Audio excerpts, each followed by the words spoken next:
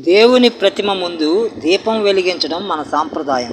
శుభకార్యాలను ప్రారంభించే ముందు దీపం వెలిగించే ఆచారము ఉంది. దీపారాధన చేయడం వెనుకున్న రహస్యాన్ని తెలుసుకుందాం.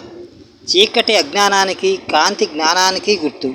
భగవంతుడు జ్ఞానస్వరూపుడు, జ్ఞానాన్ని ప్రసాదించేవాడు, పోషించేవాడు. కాబట్టి జ్యోతి రూపంలో భగవంతుడిని ఆరాధిస్తాం. వెలుగు చీకటిని తరిమేసినట్లు జ్ఞానం అజ్ఞానాన్ని తొలగిస్తుంది. జ్ఞానాన్ని తరగని చౌర్యం కానీ అపురూప సంపదగా భావించి జ్యోతి వెలిగించి నమస్కరిస్తాం. జ్ఞానస్వరూపమైన కాంతిని శుభసూచనగా భావించి పెళ్ళి, పేరంటం లాంటి సందర్భాల్లో జ్యోతి ప్రజ్వలన చేస్తాం.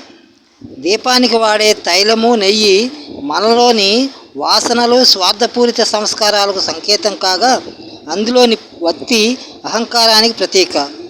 ఎప్పుడైతే ఆధ్యాత్మిక చింతనతో దీపం వెలిగిస్తారో అప్పుడు వారిలోని మాలిన్య వాసనలు కరిగి అహంకారం తొలగిపోతుంది.